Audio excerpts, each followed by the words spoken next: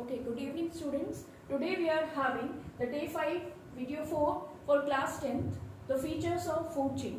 In previous class we studied about some more features of food chain, जिसमें हमने पढ़ा था कि फूड चेन के लिए जो अल्टीमेट सोर्स ऑफ एनर्जी है that is sun and sun provides 1 to 2% of radiations for plants to prepare their food. उन रेडिएशंस को हम कहते हैं फोटोसिंथेटिकली एक्टिव रेडिएशंस या PAR. जब एनर्जी ट्रांसफर होती है from one trophic level to other, average amount जो एनर्जी का ट्रांसफर होता है that is 10%, and this 10% law was given by Lindeman. In continuation to that video, we are having types of food chain. There are 3 types of food chain: predator, parasitic and saprotrophic. In case of predator food chain, what happens? The energy flow occurs from producer to predator. In case of parasitic, it will flow from producer to parasite. And the third one is a saprotrophic, where the food chain starts from dead organic matter. It is the starting point. It is also known as detritus food chain. So saprotrophic and parasitic, these are the parts of 12th class syllabus. In your syllabus it is only predator. तो predator जो food chain है वो आपके terrestrial, grassland, aquatic, इन सभी ecosystem में valid है. So here we are having few examples of terrestrial and aquatic food chain. In case of terrestrial food chain, the first trophic level it will be acquired by the terrestrial green plants. Another, this GH is actually the grasshopper. It is the first trophic level. First trophic level के बाद में जो second trophic level है, second trophic level is always consumed by primary consumers. और primary consumers में आते हैं herbivores. Herbivores को consume करेंगे carnivores. Carnivores यहाँ पे कौन से trophic level पे हैं? Third trophic level, and they are the organisms of secondary consumers. Secondary consumers के बाद the tertiary consumers, and then hogs. hog किसके अंदर आती है? scavengers के अंदर आते हैं.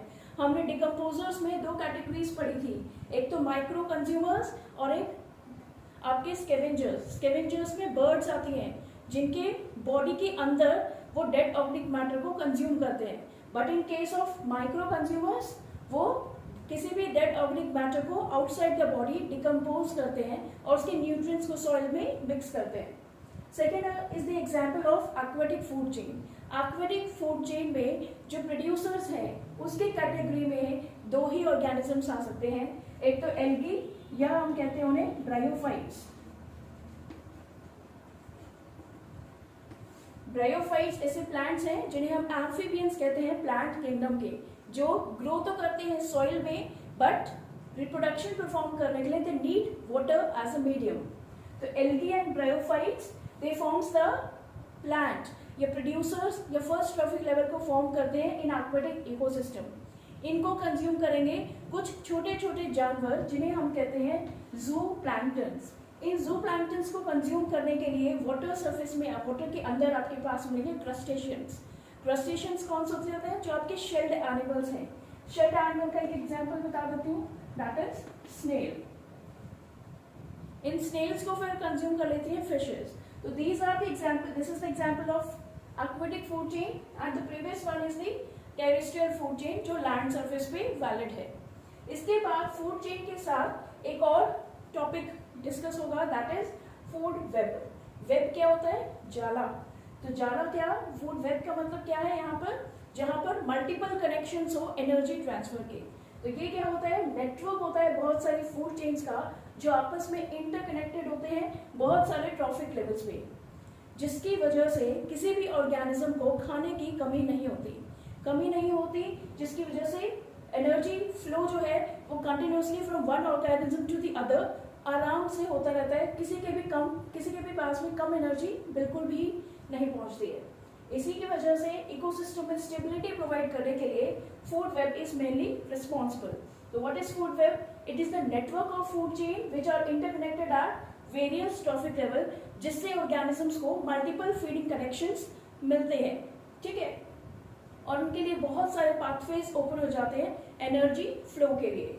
अगर हम डिस्कस करें the differences between the food chain and food web, तो सबसे इंपॉर्टेंट जो डिफरेंस है वो ये है कि जो फूड चेन है it allows the movement of flow of energy from one trophic to level to other trophic level in a straight line.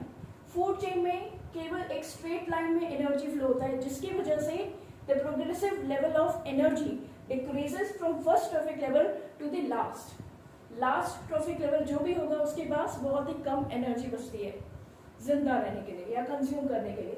इसी तरह अगर हम फूड वेब की बात करें तो ये फूड वेब जो है यहाँ पर एक ट्रॉफिक लेवल में जो ऑर्गेनिजम्स हैं उनको कंज्यूम करने के लिए मल्टीपल ऑर्गेनिजम्स उन्हें कंज्यूम कर सकते हैं, जिससे एनर्जी की कोई इश्यू क्रिएट नहीं होती।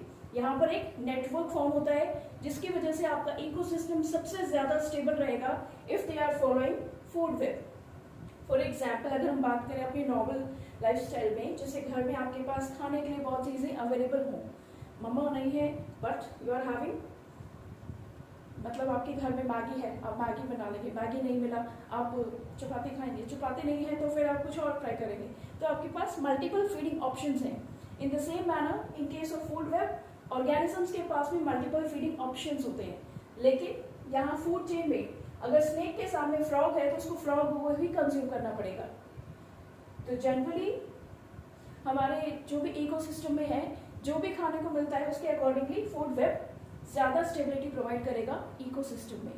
Fine, so let us revise the features of food chain में, the types of food chain. We are having 3 categories. One is the predator, parasitic and saprotrophic. Predator में फूड चेन स्टार्ट होती है producer से predator तक, parasitic में producer से start होकर parasite तक। इन केस ऑफ सैप्रोट्रॉफिक इसकी स्टार्टिंग पॉइंट ही डेड ऑर्गेनिक मैटर से है, जिसे हम डेट्राइटस फूड चेन भी कहते हैं। प्रोड्यूसर टू प्रेडेटर वाली जो कैटेगरी है उसमें जो नॉर्मली आपकी अर्थ सरफेस पे या वाटर में जो भी फूड चेन चल रही होती है उनको हम कंसिडर करते हैं। Here is a few examples of it. जो नॉर्मली हम फूड चेन डिस्कस करते हैं वो यही आते हैं। कल जो नेक्स्ट वीडियो बनाऊंगी उसमें हम इससे रिलेटेड न्यूमेरिकल्स को सॉल्व करेंगे। Next topic is was a food web. Food web क्या है? जहाँ पे मल्टीपल फूड चेन्स आपस में इंटरकनेक्टेड होती है, अलग अलग ट्रॉफिक लेवल्स पे आपको मल्टीपल फीडिंग ऑप्शंस मिलते हैं, एनर्जी फ्लो का भी कोई इश्यू नहीं होता। किसी भी ऑर्गेनिज्म को कम एनर्जी मिले तो वो उसको कंज्यूम ही नहीं करता, वो किसी दूसरे ऑर्गेनिज्म को खा के अपनी मैक्सिमम एनर्जी को मेंटेन करने की कोशिश करते हैं। And that's why it is providing more stability to the ecosystem. Fine. So in my next video we will discuss about the numericals related to food chain or energy transfer. Thank you.